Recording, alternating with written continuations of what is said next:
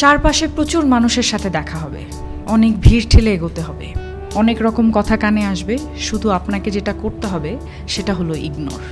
জীবনে কিছু মানুষ আবর্জনা ছড়াতে আসবে, তাদেরকে আগাছার মতো উপড়ে ফেলে দিতে হবে। লাইফ আপনার, বাউন্ডারিও আপনাকেই সেট করতে হবে।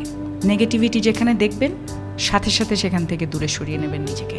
শুনতে খারাপ লাগলেও আপনার কাছের অনেক মানুষ আপনাকে খারাপ দেখতে চায়। তারা চায় সহানুভূতি নামক মলমের তলে একটু কাটা ঘায়ে নুন ছেটাতে। আপনি সিম্পলি সেই সুযোগটাই দেবেন না।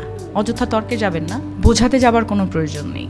আপনার সামনে কেউ যদি বলে আপনি মূর্খ, তাই মেনে হেসে বেরিয়ে আসুন। ওই যে সময় আর এনার্জি বাঁচিয়ে নিলেন, ব্যাস কেল্লা ফতে। যে যা বলছে শুনে নিন, আর মুচকি হেসে শির দ্বারা সোজা করে নিজের সিদ্ধান্তটা নিজেই নিন। যারা নিজের সিদ্ধান্ত নিজে নিতে পারে তারা আসলে জীবন চেনে, বোঝে। আপনাকে নিয়ে যখন বাকিরা সমালোচনা করতে ব্যস্ত থাকবে, আপনি ঠিক সেই সময়ে গাছ লাগান, ঘুরে